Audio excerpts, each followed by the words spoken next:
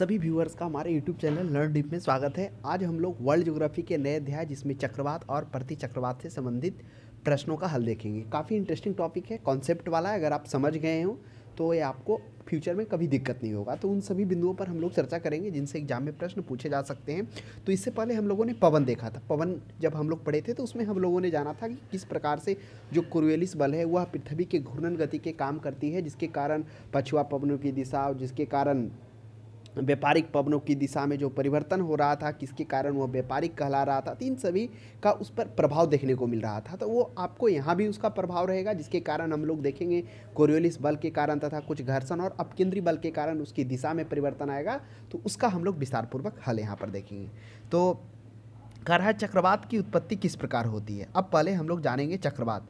अब यहाँ पर जब चक्रवात की बात आ गई है तो पहले हम लोग समझ लेते हैं कि चक्रवात मुख्यतः क्या होते हैं। चक्रवात दो प्रकार के होते हैं, एक शीतोष्ण चक्रवात यानी शीतोष्ण कटिबंध चक्रवात, एक उष्ण कटिबंधीय चक्रवात। जो शीतोष्ण कटिबंध चक्रवात होता है वह मुख्यतः कहाँ पाया जाता है, जिस प्रकार से हम लोगों ने देखा था, ये पृथ्वी हो गया, पृथ्वी के बीच से हो गया, क्या हो गया, विषुवतीय निम्न वायुदाब कटिबंध, फिर उपोष्ण उच्च वायुदाब कटिबंध, उसके बाद था क्या, समशीतोष्ण या उपध्रुवीय कटिबंध। तो ये था 30 डिग्री था, ये था 60 डिग्री था, इस तरह 90 डिग्री। तो ये जो चक्रवात होता है, जो शीतोष्ण कटिबंध चक्रवात होता है, वह उपोष्ण कटिबंध चक्रवात यानी 30 डिग्री से के बाद और 65 डिग्री के बीच में ये शीतोष्ण कटिबंध चक्रवात चलता है। तो ध्यान में रखेंगे 30 से 65 डिग्री के बीच क्या होगा, शीतोष्ण कटिबंध चक्रवात चलेगा, और उष्ण कटिबंधी चक्रवात कर्क रेखा और मकर रेखा के बीच मुख्यतः पाया जाता है। और जो विषुवत रेखा होगा यानी विषुवतीय निम्न दाब कटिबंध होगा, जहाँ पर निम्न दाब होगा यानी विषुवत रेखा पर यह चक्रवात नहीं बनेगा, क्योंकि वहाँ पर क्या हो रहा है, सूर्य की किरणें सीधी पड़ रही, वहाँ संवहन हो रहा, वहाँ जो वायु हो रहा है, वायु का क्या हो रहा, ऊर्ध्वाधर वितरण हो रहा है, क्योंकि वायु दो प्रकार से चलती है, एक क्षैतिज एक ऊर्ध्वाधर, जिसके कारण वहाँ पर क्या होता है, डोलड्रम की स्थिति। तो 0 से 5 डिग्री पर कोई भी चक्रवात नहीं बनेगा। तो हम लोगों ने यह जाना कि चक्रवात मुख्यतः दो प्रकार के होते हैं, एक शीतोष्ण चक्रवात होते हैं और एक उष्ण कटिबंधीय चक्रवात। जो शीतोष्ण कटिबंध चक्रवात होते हैं वह मुख्यतः 30 से 60 डिग्री के बीच में आते हैं, जिसमें क्या होता है, जब दो विभिन्न वायु राशियाँ यानी दो विपरीत परिस्थिति वाली, दो विपरीत वाली राशियाँ जब क्या होती है एक दूसरे से मिलती है, तो उस समय क्या होता है, एक वाताग्र का निर्माण होता है। तब वो क्या होगा, वहाँ पर उस शीतोष्ण कटिबंध यानी कि शीत कटिबंध वाला चक्रवात बनेगा। और उष्ण कटिबंधीय चक्रवात का निर्माण कहाँ होगा, यह जो चक्रवात का निर्माण होगा यह कर्क और मकर रेखा के बीच यानी कि क्या होगा, 5 डिग्री से 30 डिग्री के पास में आसपास में क्या होगा, यहाँ पर बनेगा। और मुख्य रूप से 5 से 15 डिग्री अक्षांशों के मध्य में थोड़ा ज़्यादा प्रवृत्ति होता है, लेकिन कर्क और मकर रेखा के बीच में ये प्रवृत्ति आपको देखने को मिलेगा। कौन, उष्ण कटिबंधीय चक्र। उष्ण कटिबंधीय चक्रवात मुख्यतः यह सागरों में इसका निर्माण होता है, इसकी उत्पत्ति सागरों में होती है, लेकिन जो शीतोष्ण कटिबंध चक्रवात होता है इसकी उत्पत्ति मुख्य रूप से धरातल पर और सागर पर भी होता है।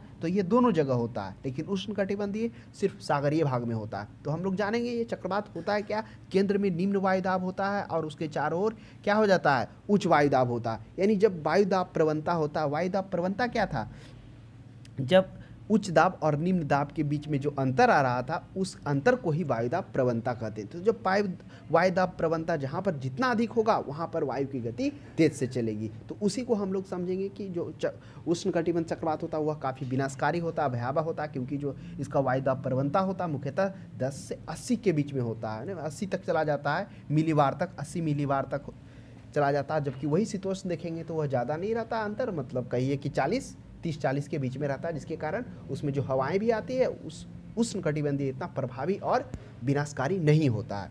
तो ये दोनों हम लोगों ने संक्षेप में जाना कि उष्ण कटिबंधीय चक्रवात क्या होता है और शीतोष्ण कटिबंधीय चक्रवात क्या होता है। तो ये चक्रवात है दोनों प्रकार से। तो आइए इसे हम लोग समझते हैं कि पहला ऑप्शन में कह रहा है चक्रवात की उत्पत्ति किस पर, दो विभिन्न वायु राशियों के मिलने से। उसके बाद ऑप्शन में दो भिन्न तापमान वाली, देखिए जब ये दोनों प्रश्न में दिया हुआ है, यहाँ पर भी विभिन्न वायु राशियाँ हैं, यहाँ पर है दो भिन्न, तो विभिन्न वायु राशियाँ से अगर ज़्यादा तात्पर्य जिससे अच्छा से अर्थ निकल रहा है ऑप्शन नंबर बी में, दो भिन्न तापमान वाली, क्योंकि हम लोगों ने देखा था कि जो वायुदाब हो रहे हैं उसमें दो भिन्न तापमान वाले वायु राशि हो, चाहे वो क्या हो, शीतोष्ण कटिबंध चक्रवात हो चाहे वो उष्ण कटिबंध चक्रवात हो। क्यों, शीतोष्ण कटिबंध चक्रवात में हम लोगों ने क्या देखा कि वहाँ पे वाताग्र का निर्माण हो रहा है, जिसमें वर्कनीज ने 6 अवस्थाओं को बताया कि किस प्रकार से 6 अवस्था में ध्रुवीय वाताग्र का निर्माण होता है। तो इसमें क्या हो रहा है, ध्रुवीय वाताग्र के थ्रू ने जो प्रवस्था बताया था कि इसमें ठंडी वायु राशियाँ और गर्म वायु राशियाँ जब एक दूसरे से आकर मिलती है तब इस प्रकार के वातावरण का निर्माण होगा। इसकी चर्चा हम लोग करेंगे। देखिए क्या होता है, थोड़ा सा समझ लीजिए। जब चर्चा ही की है तो देखिए क्या होता है, जब ठंडी शीतोष्ण हवाएं, यहाँ पर गर्म हवाएं, नीचे में गर्म हवाएं होती है और ऊपर में जब शीतोष्ण हवाएं आकर दोनों समानांतर मिल जाती है तो इस प्रकार से एक वातावरण का निर्माण होता है और धीरे धीरे ये क्या होती है, एक दूसरे से मिलने का प्रयास करती है। यानी कि यहाँ पर शीत चल रहा है और यहाँ पर गर्म है। नीचे में क्या है, नीचे में गर्म है और ऊपर में शीत वायु राशियाँ हैं। अब क्या होगा, दोनों एक दूसरे में प्रविष्ट करने का करेगा, क्योंकि गर्म है जो ऊपर उठने का प्रयास करेगा और जो शीत वाला है शीतोष्ण वायु राशियाँ हैं वह क्या करेगा, इस वायु दाब पर, गर्म वाले पर यह दबाव डालना स्टार्ट करेगा। यानी इस प्रवृत्ति क्या हो जाएगा, इस प्रकार से होगा। और फिर क्या होगा, धीरे धीरे जब यह प्रवृत्ति ज़्यादा बढ़ेगा तो क्या हो जाएगा, यानी उष्ण वाताग्र और शीत वाताग्र। वाताग्र का अर्थ होता है ढलाव, समझ लीजिए आप। वाताग्र कहने का अर्थ हो गया ढाल, एक टाइप से ढलाव बनाता है। तो क्या होता है, यह जब प्रवृत्ति यहाँ पर तो प्रविष्ट करने का स्टार्ट करता है और यह जब यह क्या होता है, धीरे धीरे पूर्ण रूप से विकास हो जाता है। यानी यहाँ से क्या हो गया, ये शीत वाताग्र हो गया, ये शीत वाताग्र। यानी यह क्या करेगा, ठंडी वायु राशियाँ गर्म वायु राशियाँ को पूर्ण रूप से इसे क्या करेगा, अंदर संकुचित करने का प्रयास करेगा और इस प्रकार से क्या होगा, इस तरह से यह पूर्ण यहाँ पर उष्ण वातावरण का निर्माण हो, ये शीतोष्ण वातावरण का निर्माण होगा, क्योंकि शीत वायु राशियाँ इसको ढकेल रहा है। स्वाभाविक सी बात है कि जो शीत इधर से आया है, जो उष्ण है वह ऊपर उठने की कोशिश करेगा और शीत वाले उसे दबाने की कोशिश करेगा। तो यहाँ पर जो बनेगा वातावरण, यहाँ पर क्या बनेगा, यहाँ पर बनेगा उष्ण वातावरण बनेगा। तो इस प्रकार से ये जो होती है शीतोष्ण कटिबंध चक्रवात, उसमें भी आकृति का निर्माण होता है। तो यह भी प्रश्न पूछा जाता है। यह देखिए अब यहाँ पर क्या बन रहा है, यहाँ पर उष्ण कटिबंध, और धीरे धीरे यह जब पूर्ण विकास हो जाता है तो इसके बाद ये वायु राशियाँ जब ऊपर उठेगी तो वहाँ पर मेघ बारिश होगा, हल्का बारिश होगा, कपासी मेघ होगा और धीरे उसके बाद चौथी अवस्था में क्या हो जाएगा, ऊपर उठकर बारिश करेगा। पांचवी अवस्था में धीरे धीरे ये सुस्त हो जाएगा, क्योंकि ये गर्म वायु राशियाँ क्या हो जाएगा, संकुचित होकर ठंडी के साथ मिलकर संघनन कर बारिश करवा देगा। ये तो शीत वाताग्र था। और उष्ण वाताग्र में ये तो हम लोगों ने देखा कि शीतोष्ण कटिबंध चक्रवात में किस प्रकार से क्या होता है, वाताग्र का निर्माण होता है, जो वर्कनीज ने सिद्धांत दिया। तो यही उन्होंने 5 अवस्थाओं को बताया कि किस प्रकार से 5 अवस्थाओं के बाद ये वाताग्र का निर्माण होता है। और इसमें जो वायुदाब होता है वह मुख्यतः 10 से 40-50 मिलीबार के अंतर में होता है। तो हवाएं निम्न होती है, ज़्यादा इसमें तेज़ी नहीं होता। मान लीजिए 50 से 50 किलोमीटर के आसपास में प्रति घंटा इसमें हवाएं चलती है। तो ये शीत तो वही कर रहा ऑप्शन में। अब देखिए, और उष्ण वातावरण, अब उष्ण कटिबंधीय चक्रवात में क्या होता है, इसमें भी निम्न वायुदाब होता है केंद्र में, और चारों तरफ क्या होता है, उच्च वायुदाब होता है। अब जिसके कारण जब ये वायु राशियाँ जाएगी तो यह कोरियोलिस बल के कारण अपने दाएं ओर मुड़ जाएगी। इसके कारण ये जो होता है, ये क्या होता है, घड़ी के सुई के विपरीत दिशा में उत्तरी गोलार्ध में कौन होता है, चक्रवात चलता है, चाहे उष्ण हो चाहे वो शीतोष्ण हो। तो इसमें केंद्र में निम्न वायुदाब और निम्न वायुदाब होता है, जिसके कारण हवाएं क्या होती है, तेजी से इसे भरने के लिए जाती है। अब ये आपके माइंड में उठा हुआ, जब ये तेजी से भरने के लिए केंद्र में जा रहा है तो ये सीधे क्यों नहीं जा रहा, ये इस तरह से क्या हो रहा है, अपने दाएं ओर क्यों मुड़ रहा है। तो ये फेरल के नियम कहता है, वो कोरियोलिस बल के कारण ही, वो कोरियोलिस बल होता है और घर्षण बल के कारण ये क्या हो रही है, यह जो हवाएं होती है यह अपने क्या हो जाती है, दाएं यानी बाएं ओर मुड़ जाती है। उत्तरी गोलार्ध में मुड़ जाएगा, किधर मुड़ जाएगा, उत्तरी गोलार्ध में। कोरियोलिस बल के कारण तो पूरब की दिशा में हो रहा था। तो यह जो पवनें होगी तो यह ध्यान में रखिएगा कि कोरियोलिस बल क्या कर रही है, इसके कारण हवाएं उत्तरी गोलार्ध में किधर चल रही है। जो चक्रवात होता है, वह जो चक्रवात का जो चक्कर जो होता है वह क्या होता है, घड़ी के सुई के विपरीत दिशा में होता है। विपरीत दिशा वही करने का मतलब, यहाँ पर केंद्र है तो जैसे कोरियोलिस बल हुआ तो सीधे ना जाकर क्या कर रही है, इस तरह से अपने बाएं ओर से उसमें प्रवेश कर रही है। और यही जब दक्षिणी गोलार्ध में आप देखेंगे तो वहाँ पर क्या हो जाएगा, क्लॉकवाइज होगा, यानी घड़ी के सुई की दिशा में वहाँ पर क्या होगा, उस चक्रवात की दिशा होगी। तो ये ध्यान में रखना है क्यों हुआ, तो यही होता है। फिर इसमें क्या होता है, थोड़ा सेंट्री फ्यूगल फोर्स यानी अपकेंद्रीय बल भी काम करता है। केंद्रीय बल क्या था हम लोगों ने देखा, तब केंद्रीय बल के कारण कोई भी वस्तु क्या होता है, वह केंद्र की ओर बाहर रहने का प्रवृत्ति होता है। और यही वॉशिंग मशीन में भी काम होता है, अभिकेंद्रीय बल होता है, जिसके कारण क्या होता है, जो भारी कण होते हैं केंद्र वाला वो सेंटर में आ जाते हैं और दूर हो, जो हल्के होते हैं उससे दूर हो जाते हैं, जिसके कारण उससे भी कपड़े साफ हो जाते हैं। तो वो बात अलग है, वो समझने के लिए हम लोगों ने चर्चा किया। तो इस तरह का हम लोग समझा। तो इसमें क्या होता है, मुख्य रूप से ऑप्शन ए के अच्छा से है, 2 भिन्न तापमान वाली वायु राशियाँ होती है, चाहे वो उष्ण हो चाहे वो गर्म हो। तीसरा में पढ़िए, वायुमंडल दशाओं में असाधारण परिवर्तन से होता है। वायुमंडल दशाओं में असाधारण, असाधारण से अच्छा ऑप्शन नंबर बी ही पर्याप्त है, क्योंकि हम लोगों ने देखा कि जो भिन्न तापमान वाली जो है किस प्रकार से एक ठंडी वायु राशियाँ आया और एक गर्म वायु राशियाँ, जब दोनों मिला तो क्या हो गया, इस तरह से निर्माण हुआ शीतोष्ण कटिबंध चक्रवात का। उष्ण कटिबंध चक्रवात में हम लोग तो किस तरह से देखा कि वो जो महासागरों में निर्माण हो रहा है और जहाँ पर उच्च यानी कि उच्च तापमान है, जब निम्न दाब केंद्र बनेगा, निम्न दाब कहाँ बनेगा, वहीं बनेगा जहाँ पर 27 डिग्री सेंटीग्रेड हो। ये भी ध्यान में रखना। मुख्यतः ये जो होता है, जो कर्क रेखा, मुख्यतः विषुवत रेखा के आसपास का जो क्षेत्र वो गर्म है, क्योंकि विषुवत रेखा पर सूर्य की किरणें सीधी साल भर पड़ रही है, वहाँ पर पर्यावरण। और वही क्या हो गया, जब कहीं सागर में 27 डिग्री सेंटीग्रेड से ऊपर होने के वायु का क्या हो जाता है, पानी का वाष्पीकरण स्टार्ट हो जाता है, और जब वाष्पीकरण होने के बाद क्या हो जाता है, वह पानी ऊपर उठती है, फिर संघनन होने के बाद वो फिर से नीचे आती है। तो वही होता है जो उष्णकटिबंधीय चक्रवात का जो ऊर्जा होता है, वह अपना संघनन की गुप्त ऊष्मा से यह प्राप्त करता है। तो यह बात आपको हमेशा ध्यान रखना है, उष्णकटिबंधीय चक्रवात जो अपना ऊर्जा है, वह संघनन की जो ऊर्जा है, संघनन की जो गुप्त ऊर्जा है, उसी से वह क्या करती है, अपना प्राप्त करती है ऊर्जा। तो यह बात ध्यान रखना है।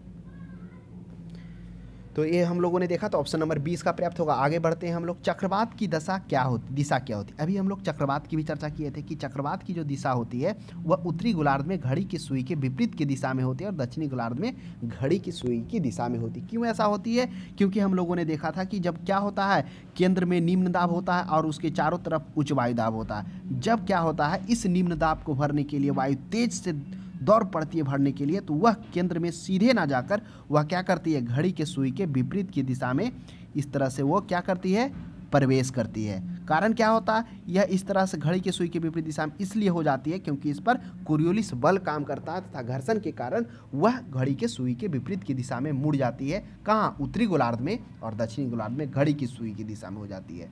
और तो ये था ऑप्शन नंबर 1, इसका पर्याप्त हो जाएगा। और अब केंद्रीय बल भी यहाँ पे काम करने लगता है। फिर नेक्स्ट देखिएगा 3 में, चक्रवात की आकृति इनमें से किस प्रकार की होती है। जो चक्रवात की आकृति क्या होती है, ऑप्शन में है अंडाकार है, गोलाकार है, त्रिभुजाकार है, उपयुक्त से भी। अब देखिए, अभी हम लोग चर्चा किए थे कि शीतोष्ण कटिबंध चक्रवात और उष्ण कटिबंध चक्रवात, दो तरह से चक्रवात आ रहा था। मुख्यतः जो विनाशकारी और सबसे प्रभावी होता है वह उष्ण कटिबंधीय चक्रवात होता है, यानी जो कर्क और मकर रेखा के बीच में जब चक्रवात उत्पन्न होता है वो मुख्यतः कहाँ उत्पन्न होता है, वह हमेशा महासागर में ही उत्पन्न होता है और तट पर आकर वो क्षीण हो जाती है। उष्ण कटिबंधीय कारण वही होता है कि जो उसको संघनन की जो उष्मा, गुप्त उष्मा होती है, वह सागरों से प्राप्त होती है। सागर में क्या होता है, पानी 27 डिग्री के मुख्यतः उतना टेम्परेचर होना चाहिए। तो कहीं कहीं ऐसा नहीं सब जगह बनेगा, कहीं कहीं क्या हो जाता है, ज़्यादा गर्मी पड़ा, वहाँ पर टेम्परेचर वहाँ से ज़्यादा चल गया और वह 60 मीटर की गहराई तक भी होना चाहिए। और वहाँ से वाष्पीकरण स्टार्ट हुआ, निम्न दाब बना, तुरंत भरने के लिए वायु आया और क्या हो गया, भरने के क्रम में जब तेज़ी से दौड़ पड़ती है तो क्या करती, इतनी गर्म होती है कि वह क्या होती है, वायु को जब इसके पास में आती है तो वायु ऊपर उठना स्टार्ट कर देती है, क्योंकि वहाँ पर निम्न दाब है। और वही चक्कर क्या होती है, चक्राकार रूप से वह चक्कर काटने लगती है, जिसके कारण उसके केंद्र में जो उसको क्या कहते हैं, चक्रवात की आँख कहते हैं, जिसे चक्षु के नाम से जाने जाएंगे, तो केंद्र में बनेगा इस तरह से। आप देखेंगे तो केंद्र में जहाँ काला काला रहेगा, और उस केंद्र में जब बन जाएंगे आप तो बिल्कुल शांत वातावरण रहेगा, वहाँ पर कोई भी बारिश नहीं होगा।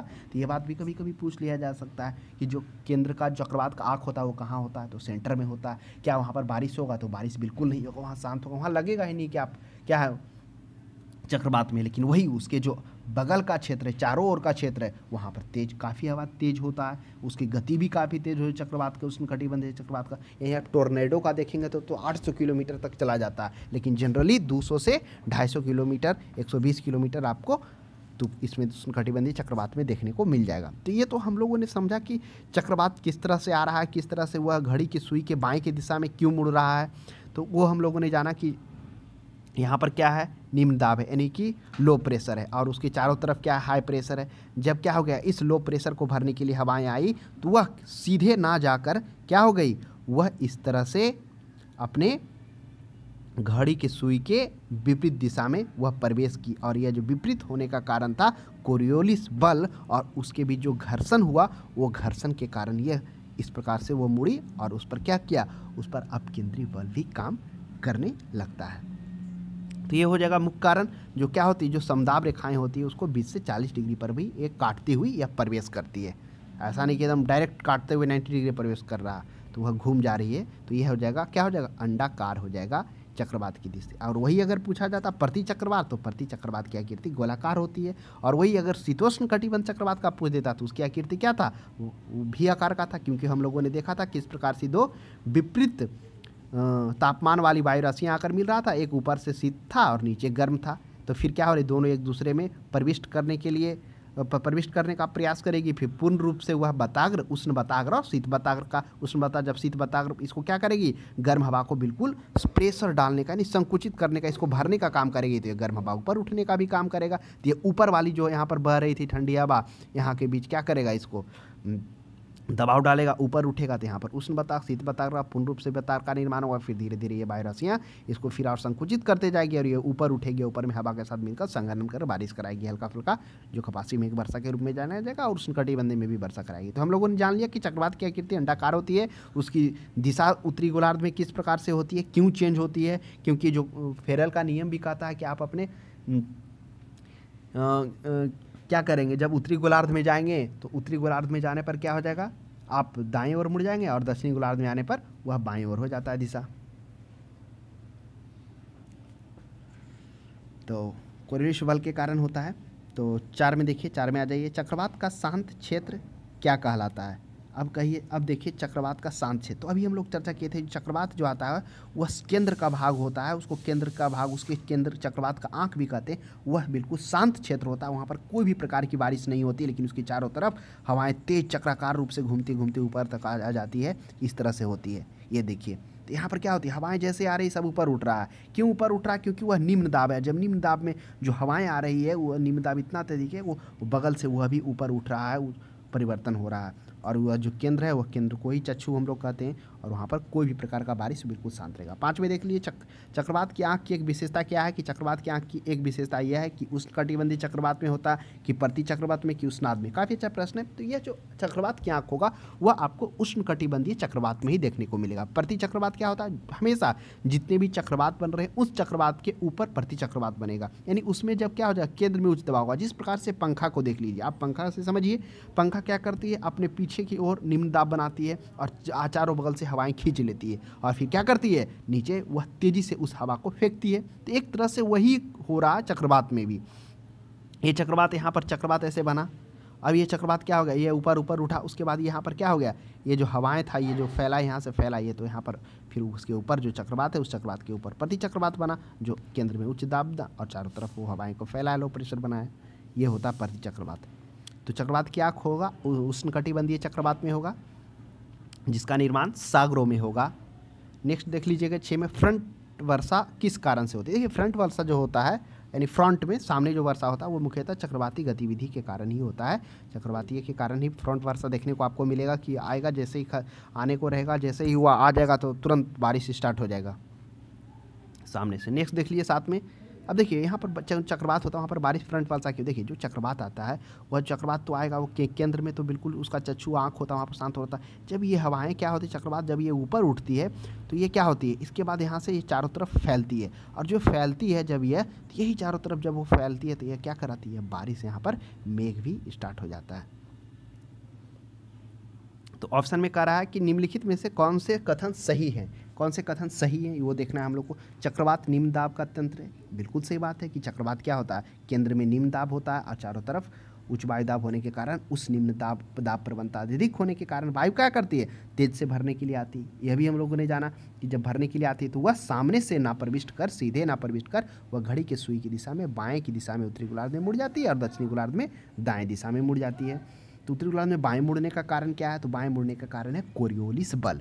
क्योंकि यह जो कोरियोलिस बल, क्या हम लोगों ने देखा था कि यह जो है पूरब से पश्चिम पृथ्वी घूर्णन कर रही है, जिसके कारण पूरब से पश्चिम में जाने के कारण क्या हो रहा था, वह जो हवाएं हैं वह पूरब की ओर मुड़ रहा था, जिसके कारण हम लोगों ने क्या देखा था, वायु दाब पट्टियाँ में आप जब उपोष्ण उच्च दाब में जा रहे थे तो वह क्या हो रहा, पछुआ पवन भी कोरियोलिस बल के कारण ही तो पूरब की ओर मुड़ रहा था ना। वही आप अगर आप देख रहे थे व्यापारिक हवाएं जो क्या हो रही थी, कर्क रेखा से विषुवत रेखा की ओर जो चल रही थी, मुख्यतः व्यापारिक पवनें 30 से 35 डिग्री में, तो वह क्या हो रही थी, वह भी ये इधर मुड़ रही थी, यानी कि पूरब उत्तर पूरब की ओर उसकी दिशा थी। क्यों थी, क्योंकि यह कोरियोलिस बल है। क्योंकि पृथ्वी तो पश्चिम से पूरब जरूर गया, लेकिन वो 3D आकृति है ना, पीछे वाला भाग तो हम नहीं देख रहे, तो पूरब से पश्चिम पे आया होगा, ठीक है। कारण आने के कारण हुआ क्या हो गई, यह अपने बाएं ओर मुड़ी, दक्षिणी गोलार्ध में, वही उत्तरी गोलार्ध में जा रहे हैं तो दाएं ओर मुड़ रहा है। क्लियर। तो ये था चक्रवात का निम्न दाब का तंत्र था। दिशा भी क्यों परिवर्तन हुआ वह भी हम लोगों ने जाना। उत्तरी गोलार्ध के चक्रवात में पवन संचालित दक्षिणावर्त रहते हैं। देखिए उत्तरी गोलार्ध में दक्षिणावर्त थोड़े था, उत्तरी गोलार्ध में पवन क्या था, याद करिए, उत्तरी गोलार्ध में तो वामावर्त था ना, यानी जो जिस प्रकार से, तो ये प्रश्न देखिए वो एक तो सही कर रहा है, लेकिन दो हमें गलत लग रहा है, क्योंकि उत्तरी गोलार्ध में चक्रवात की दिशा वह क्या था, घड़ी के सुई के विपरीत दिशा में था, है ना, एंटी क्लॉक था, ये इस प्रकार से था। क्यों था, जैसे ही हवा जा रहा था तो वह वायुदाब, जो समदाब वायुदाब रेखाएं थे उसके 20 से 40 डिग्री काटते हुए क्या हो गए, कोरियोलिस बल के कारण वह इस तरह से घड़ी की सुई के बाएं की दिशा में मुड़ जाती है। तो ऑप्शन नंबर हमें एक ही पर्याप्त लग रहा है। 8 में देख लीजिए, टी स्केल निम्न में से किसका मापन किया जाता है। टी स्केल से काफ़ी अच्छा प्रश्न है, चूँकि हम लोगों ने इससे पहले देखा था कि भूकंपीय तरंग के लिए क्या होता, सिस्मोग्राफर था, जिसमें से हम लोगों ने 3 प्रकार के देखा था ना तरंग, पी तरंग था, एक एस तरंग था, एक एल तरंग था, जो शायद एस तरंग था जो द्रव में गमन नहीं कर रहा था, जिसके कारण यह भी पता चल रहा था कि पृथ्वी का आंतरिक भाग तरल है। तो भूकंपीय तरंग सिस्मोग्राफ ये नहीं होगा। टी स्केल से चक्रवातों की शक्ति को मापने के लिए इसका प्रयोग किया जाता है, तो ध्यान में रखिएगा, टी स्केल चक्रवात की शक्ति। 9 में देख लीजिए, फिलीपींस, जापान, चीन सागर में जो उष्णकटिबंधीय चक्रवात तूफान आते हैं उन्हें क्या कहते हैं। काफी अच्छा प्रश्न है। अब करा उष्णकटिबंधीय चक्रवात, हम लोगों ने जाना कि वह उष्णकटिबंधीय चक्रवात मुख्यतः 5 से 15 डिग्री के पास में मुख्यतः ये उष्णकटिबंधीय चक्रवात सागरों में बनती है, और तापमान मुख्यतः कितना होना चाहिए, 27 डिग्री सेंटीग्रेड होना चाहिए। और इस उष्णकटिबंधीय चक्रवात का जो ऊर्जा होता है वह संघनन की गुप्त उष्मा से प्राप्त होता है। संघनन क्या होता है, क्योंकि जब पानी गर्म होता है तो गर्म होकर वाष्प बनता है, तो उसको वाष्पीकरण कहते हैं, और उस वाष्प से जब द्रव में वह परिणत होता है उसको संघनन कहते हैं। क्योंकि जब वह जैसे ही उसको हीट मिला तो वह उष्मा के द्वारा वह उष्मा लेकर गैस में बदल गया, और उस उष्मा को जब त्यागता तो वह उष्मा से उसको, उसी उष्मा से उसको जब वो संघनन होता है तो उस चक्रवात को ऊर्जा प्राप्त होता है। तो ध्यान में रखिएगा, तो उष्णकटिबंधीय, तो ये जो फिलीपींस, चांग और चीन सागर में, ये पूर्वी पश्चिमी प्रशांत महासागर में होगा, जहाँ पर यहाँ पर जापान होगा, यहाँ पर चीन होगा और यहाँ फिलीपींस होगा, तो यही सागर में हरिकेन उठेगा। तो ये ध्यान में रखिएगा, हरिकेन यहाँ पर कहाँ पर होगा, फिलीपींस, जापान और चीन, ये हो जाएगा, जापान हो जाएगा, ये चीन हो जाएगा, और नीचे फिलीपींस यहाँ पर आए, यही चीन सागर में, पश्चिमी प्रशांत महासागर कहिए या फिर चीन सागर कहिए, दोनों पर्याप्त है। नेक्स्ट हरिकेन चलते हैं, काफ़ी अच्छा प्रश्न है। हरिकेन कहाँ चलते, आ जाइए, ये देखिए, ये हो गया उत्तरी अमेरिका हो गया, है ना, ये उत्तरी अमेरिका हो गया, ये हो गया मैक्सिको हो गया, ये संयुक्त राज्य अमेरिका हो गया, ये कनाडा हो गया, तो ये यूएसए हो गया। तो यही जो मैक्सिको की खाड़ी है और कैरेबियन सागर यहीं पर है, तो यही मैक्सिको की खाड़ी कहिए, कैरेबियन सागर कहिए, या मिसिसिपी घाटी का। ये मिसिसिपी घाटी कहाँ, ये देखिए जो संयुक्त राज्य अमेरिका यूएसए है ना, यहीं पर मिसिसिपी की घाटी है। तो यहीं पर क्या होता है, ये हरिकेन चलता है। तो हरिकेन मुख्यतः कहाँ चलेगा, कैस्पियन सागर में चलेगा, कैस्पियन सागर ले लीजिए, संयुक्त राज्य अमेरिका ले लीजिए, या फिर अटलांटिक महासागर कहिए। इस तरह से ये जो पवनें यहाँ पर उठेगी मुख्य रूप से कैरेबियन सागर और मैक्सिको की खाड़ी के आसपास में। तो मिसिसिपी की घाटी वही संयुक्त राज्य अमेरिका में वहीं पर है। नेक्स्ट 11 में देखिए, निम्नलिखित में से कौन सा देश टाइफून से प्रभावित है।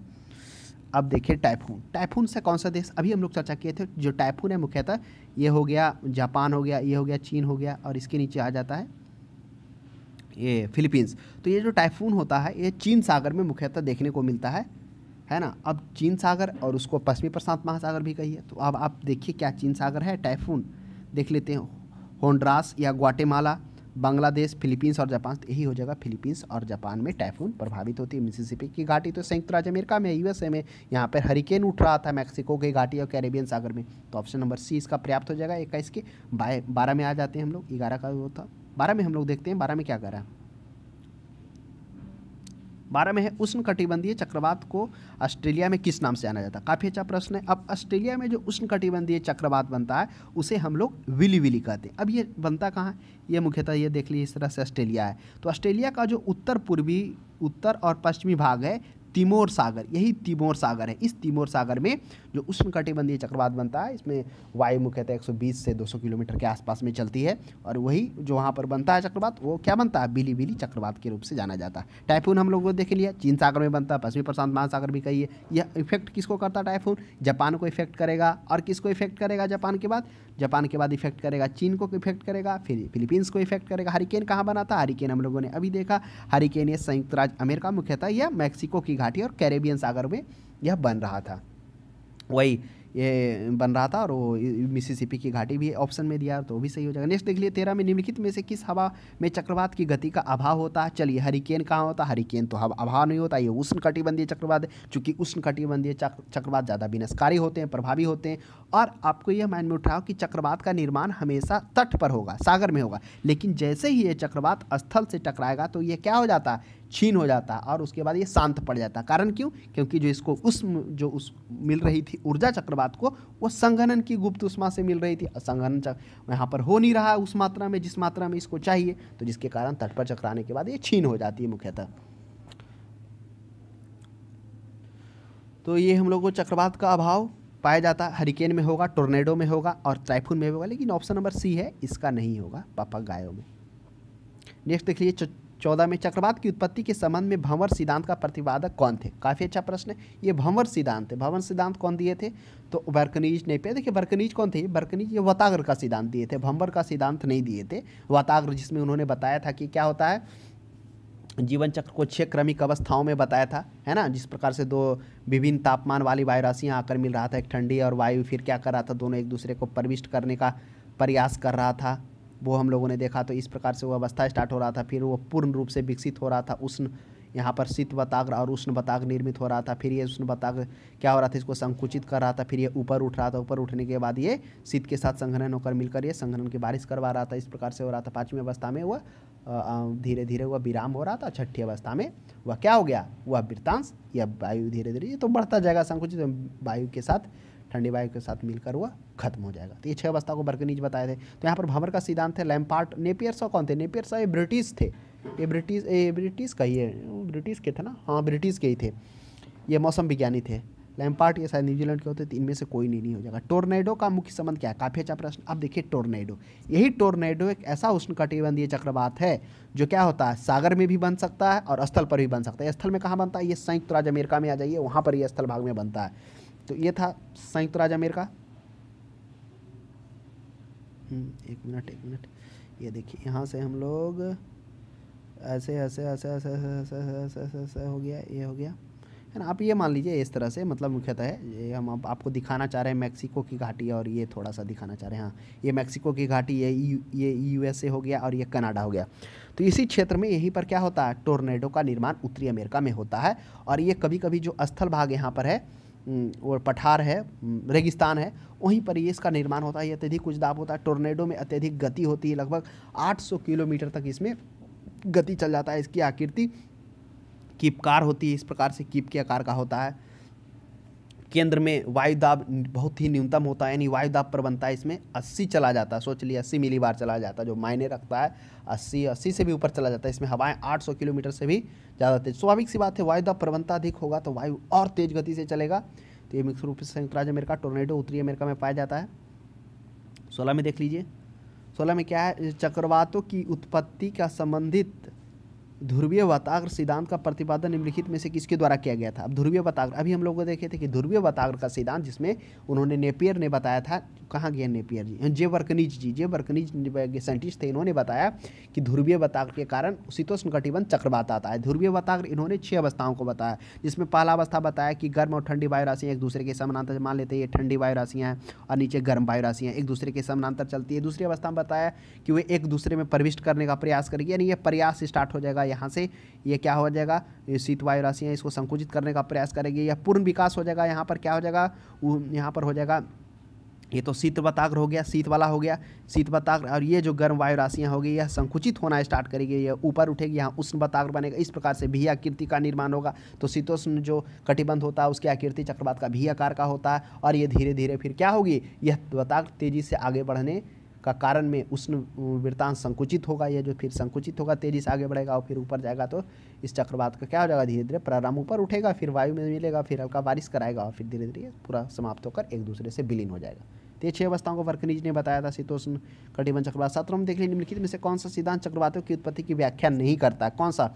भ्रमर सिद्धांत बिल्कुल करता है, गतिक सिद्धांत करता है, ध्रुवीय बताक सिद्धांत तो जॉन नेपियर जे वर्कनीज खुद बताए थे, लेकिन प्रग्रामी तरंग सिद्धांत ये नहीं करता है, क्योंकि प्रग्रामी तरंग सिद्धांत मुख्यतः ज्वारभाटा से कॉन्सेप्ट से रिलेटेड है ना। ये जो कौन थे, विलियम बेवेल थे, उन्होंने बताया कि महासागर में चंद्रमा की शक्ति से ज्वारभाटा आता, वो दिए थे। तो ये ऑप्शन नंबर ये ही गलत हो जाएगा, ये प्रग्रामी तरंग सिद्धांत है ज्वारभाटा से, कि कौन साइंटिस्ट, वो विलियम बेवेल के द्वारा दिया गया था। नेक्स्ट देख लेते हैं, 18 में आते हैं हम लोग। 18 में टाइफून नामक चक्रवात कौन सा क्षेत्र? काफ़ी अच्छा प्रश्न है। अभी चर्चा किए थे कि टाइफून जो होता है वह मुख्यतः कहाँ हो रहा था, ये चीन था देखिए, और ये जापान था, ये फिलीपींस था, तो यहाँ पर चीन सागर पश्चिमी प्रशांत महासागर में उत्पन्न हो रहा था, तो ऑप्शन में चीन है तो चीन हो जाएगा। ऑस्ट्रेलिया नहीं, ऑस्ट्रेलिया में तो बिली था, पश्चिमी द्वीप समूह, तो ऑप्शन नंबर बी हो जाएगा। सूची 1 को सूची 2 से मिलान करना। सूची 1 में उष्णकटिबंधीय चक्रवात है और सूची 2 में अवस्थित ही है। आशा करते हैं आप बिल्कुल अच्छे से मिलाएंगे। चक्रवात, चलिए चक्रवात कहाँ था, मुख्यतः चक्रवात तो भारत में ही इसका नामकरण है। प्रभंजन, चलिए प्रभंजन ध्यान में नहीं, आगे बढ़िए। टाइफून, टाइफून की चर्चा हम लोग किए थे। टाइफून मुख्यतः चीन में उठ रहा था, चीन सागर में उठ रहा था, पश्चिमी प्रशांत महासागर में। तो ऑप्शन में क्या चीन है, पूर्वी एशिया है, तो वही जो चीन में उठ रहा था चीन सागर में, पूर्वी एशिया भी कहला रहा था, तो पूर्वी एशिया होगा। विली ऑस्ट्रेलिया में बन रहा था, तैमूर सागर के ऊपर उत्तर और पश्चिमी भागों के आसपास में, तो ये प्रभंजन संयुक्त राज्य अमेरिका हो जाएगा। नेक्स्ट देख लीजिए 20 में, प्रति चक्रवात की विशेषता क्या होती है? अभी हम लोगों ने जाना था कि प्रति चक्रवात क्या होता है। जो चक्रवात बनता है, मान लेते हैं यहाँ पर चक्रवात बना, देख लीजिए थोड़ा, ये चक्रवात बना। चक्रवात जब ये ऊपर उठता है तो उसके ऊपर में जब क्या होता है, वहाँ पर प्रति चक्रवात का निर्माण होता है, जिसमें केंद्र में उसमें उच्च दाब होता है और उच्च दाब से हवाएं निम्न दाब की ओर चलती है और उसके परिधि की ओर क्या होता है, निम्न दाब होता है। तो ये प्रति चक्रवात होता है। तो हर एक चक्रवात के ऊपर मुख्यतः जो होता है वह प्रति चक्रवात बनता ही है। और चक्रवात कहाँ नहीं बनेगा प्रति चक्रवात? भूमध्य रेखा पर, क्योंकि भूमध्य रेखा पर तो चक्रवात भी नहीं बन रहा है। तो ये प्रश्न भी कभी कभी पूछ दिया जाता है। तो इसमें चक्रवात की विशेषता क्या होती है? चक्रवात की विशेषता यही होती है कि इसमें तेज पवन चलेगा, बिल्कुल नहीं, तेज पवन नहीं चलेगा प्रति चक्रवात में, क्योंकि प्रति चक्रवात में जो पवनों की होती है गति वह कम होती है, उतना नहीं होता, मतलब 10 से 20 मिलीबार तो अंतर ही होता है उसमें दाब प्रवणता में, सोच लीजिए। तो 10 से 20 मिलीबार ज़्यादा इफेक्ट नहीं है। स्वच्छ आसमान, चलिए इसे रहने। तापमान में वृद्धि, ऐसा नहीं है कि तापमान में वृद्धि हो जाएगा। उसके बाद आ जाइए तीव्र दृष्टि, तीव्र दृष्टि भी वही आसमान क्या हो जाता है, स्वच्छ हो जाता है इसमें। नेक्स्ट देख लीजिए, उच्च दाब वाली हवाएं जो केंद्र से बाहर की ओर चलती। देखिए अभी हम लोग प्रति चक्रवात में क्या हो जाता है, केंद्र में उच्च दाब हो जाता है और परिधि में निम्न दाब होता है, लेकिन जो वह दाब प्रवणता होता है वह 10 से 20 मिलीबार होता है, ज़्यादा अंतर नहीं होता, जिसके कारण हवाएं भी 30 से 50 किलोमीटर के आसपास भी चलती, ज़्यादा इफेक्टिव नहीं होता। पवन वही जो होता है, पवन होता है, स्वच्छ आसमान दिखने लगता है। और पवन इसमें यही होता है कि जो उत्तरी गोलार्ध में होगा वह दाएं ओर हो जाएगा इसमें, क्योंकि प्रति चक्रवात है ना, क्योंकि चक्रवात का उल्टा है। तो जो चक्रवात उत्तरी गोलार्ध में घड़ी की सुई की विपरीत दिशा में जो चल रहा था, चक्कर काट रहा था चारों तरफ, चक्कर काटने का कारण क्या था, क्योंकि दाब में प्रवणता अधिक था, उसे भरने के लिए हवा तेज से दौड़ पड़ रही थी, और तेज से दौड़ने के कारण वह क्या हो रही थी, वह डायरेक्ट सीधे ना जाकर उसमें केंद्र में प्रवृत्त हो रही थी, वह घूम रही थी, क्योंकि वह घूर्णन बल के कारण उस पर क्या हो रहा था, कोरियोलिस बल काम कर रहा था, जिसके कारण वह मुड़ रही थी उस घड़ी की सुई की विपरीत दिशा में। तो उच्च दाब में तो वो प्रति चक्रवात में क्या हो जाएगा, वो उत्तरी गोलार्ध में दाएं ओर चलेगा। तो वही करा, उच्च दाब वाली हवाएं जो केंद्र से बाहर की ओर चलती है वह क्या कहलाती है, प्रति चक्रवात कहलाती है। प्रति चक्रवात में वायु दाब कहाँ अधिक होता है, तो केंद्र में अधिक होता है, चारों तरफ कम होता है, इसमें मात्र ज़्यादा अंतर नहीं होता, 10 से 20 मिलीबार का अंतर होता है। तो वही जो अंतर होता है वायु दाब में, उसी को तो हम लोग वायु दाब प्रवणता भी कहते हैं। तो वायु दाब प्रवणता भी कहीं लिखा रहेगा, तो आपको हड़बड़ाना नहीं है। प्रति चक्रवात किस क्षेत्र में कम उत्पन्न होता है? अब देखिए प्रति चक्रवात किस क्षेत्र में कम उत्पन्न होगा, स्वाभाविक सी बात है। अब ऑप्शन में भूमध्य रेखीय क्षेत्र है, तो बिल्कुल भूमध्य रेखीय क्षेत्र होगा, क्योंकि भूमध्य रेखीय में तो पहली बार है, वहाँ बन ही नहीं रहा है चक्रवात, तो प्रति चक्रवात के निर्माण कैसे होगा। तो 23 तक हम लोगों ने देखा। अब आगे देखिए 24 में आ जाइए। 24 में कह रहा प्रति चक्रवात किस क्षेत्र में अधिक उत्पन्न होता है, किस क्षेत्र में अधिक होता है, तो स्वाभाविक सी बात है भूमध्य रेखीय क्षेत्र में, मरुस्थलीय क्षेत्र में, आर्कटिक उपोष्ण। इस प्रश्न में से ऑप्शन सबसे ज़्यादा उपोष्ण कटिबंध उच्च दाब। उपोष्ण क्या था, ये था, आप देख लीजिए सेंटर में 0 दाब हो गया, विषुवतीय निम्न दाब कटिबंध। उपोष्ण क्या हो गया, यह हो गया 30 से 35 डिग्री के 5 में जो हो गया 30 से 35 में, यह उपोष्ण उच्च दाब कटिबंध। अब यहाँ पर क्या हो रहा था, अब देखिए इसके नीचे शीतोष्ण उष्ण कटिबंधीय भी बन रहा था, और इधर से क्या बन रहा था, शीतोष्ण कटिबंधीय। तो इस चारों ऑप्शन में तो ज़्यादा पर्याप्त उपोष्ण उच्च दाब कटिबंध क्षेत्र में ही होगा ना, क्योंकि उसके ऊपर थोड़ा जाएंगे तो आपको शीतोष्ण भी देखने को मिल जाएगा, नीचे आएंगे तो मिलेगा। तो ज़्यादा तो ये कॉमन क्षेत्र यही है, उपोष्ण कटिबंध उच्च दाब क्षेत्र। नेक्स्ट 25 में देख लिए, 25 में कह रहा प्रति चक्रवात की तुलना में होते हैं। प्रति चक्रवात चक्रवात की तुलना में क्या होते हैं, ये बात ध्यान रखिए। जो प्रति चक्रवात होता है, चक्रवात तो हम लोगों ने देखा था, इसका जो व्यास होता है मात्र 800 से 900 किलोमीटर के, 80 से 900 किलोमीटर के आसपास में ही होता है। और वही प्रति चक्रवात जो होता है उसकी आकृति थोड़ा इससे बड़ी होती है, उसमें आपको 1000 से 2000 के आसपास व्यास देखने को मिल जाएगा। कितना, 1000 से 2000 क्या, 1000 से 2000 किलोमीटर का व्यास है ना। लेकिन प्रति चक्रवात होता है जो इससे भी बड़ा होता है, वह जो होता है उसकी जो आकृति होती है लगभग 9000 किलोमीटर से भी कभी कभी अधिक चला जाता है, समझ लिए ना। तो इसके कारण प्रति चक्रवात का जो आकार होता है, तुलना होता है, वह चक्रवात से थोड़ा बड़ा होता है। तो ये बात हमेशा ध्यान रखिएगा, ऐसा नहीं काम रहेगा। सबसे कम तो उष्णकटिबंधीय चक्रवात का ही होता है, उसमें कम होता है, लेकिन वह आकार जरूर कम होता है लेकिन प्रभाव उसका सबसे ज़्यादा होता है, विनाशकारी होता है। नेक्स्ट देख लीजिए 26 में, प्रति चक्रवात की आकृति समानता क्या होती है। प्रति चक्रवात की आकृति गोलाकार होती है। अंडाकार किसका था, उष्णकटिबंधीय चक्रवात का। और भी आकृति किसका था, भी आकृति था वह उस शीतोष्ण कटिबंध चक्रवात का। प्रति चक्रवात में वायु की दिशा क्या होती, काफ़ी अच्छा प्रश्न है। जो चक्रवात में था, चक्रवात में क्या था, हम लोगों ने देखा था चक्रवात में क्या हो रहा था। चक्रवात में हो रहा था कि निम्न दाब, केंद्र में निम्न दाब बन रहा था और चारों तरफ उच्च दाब की पेटियां थी। और यह जो हो रही थी, जब वायु इसको भरने के लिए तेज़ी से इसकी तरफ दौड़ रही थी तो वह सीधे ना जा कर के क्या हो गई, वह घड़ी के सुई के बाएं दिशा में जा रही थी, यानी घड़ी की सुई की विपरीत दिशा में कोरोलिस बल और तथा घर्षण के कारण वह समदाब रेखाओं के 20 से 40 डिग्री पर काट रही थी, काटते हुए वो घुस रही थी। तो वो तो चक्रवात था। और वही चक्रवात क्या हो रहा था, उत्तरी गोलार्ध में घड़ी की सुई के विपरीत, लेकिन प्रति चक्रवात घड़ी की सुई दिशा में होगा और दक्षिणी गोलार्ध में विपरीत हो जाएगा प्रति चक्रवात में। 28 में देख लीजिए, निम्नलिखित में से कौन सा प्रति चक्रवात के संदर्भ में सही है। काफ़ी अच्छा प्रश्न है। अब कहा प्रति चक्रवात के संदर्भ में सही। प्रति चक्रवात उच्च दाब केंद्र का एक पवन है, बिल्कुल सही बात है, केंद्र में उच्च दाब है। प्रति चक्रवात में पवन की गति अंदर की ओर होती है, बिल्कुल अंदर की ओर नहीं होती है, बाहर की होती है, अंदर से बाहर गति इसमें चलता है। पवन की गति दक्षिणी गोलार्ध में, प्रति चक्रवात में दक्षिणावर्त होता है। देखिए दक्षिणावर्त कहने का मतलब क्लॉकवाइज नहीं, तो इसमें गलत है। प्रति चक्रवात में जो होता है दक्षिणावर्त, यानी कि घड़ी की सुई की दिशा में, वह कहाँ होता है, उत्तरी गोलार्ध में होता है। डी भी गलत। एक प्रति चक्रवात का योगदान का एक क्षेत्र मौसम निर्धारण के विषय में काफ़ी महत्वपूर्ण होता है। तो कह रहा है प्रति चक्रवात का योगदान एक मौसम निर्धारण के विषय में, नहीं, मौसम निर्धारण के विषय में प्रति चक्रवात का कहना उचित नहीं है। उसमें हम लोगों ने देखा था किस प्रकार से जो इफेक्टिव होता है, जेट वायु धाराएँ होते हैं, वो परिवर्तन करता है, मुख्यतः काफ़ी प्रभावित है इससे। तो यह ऑप्शन नंबर ए पर्याप्त हो जाएगा। 28 के बाद 29 में आइए।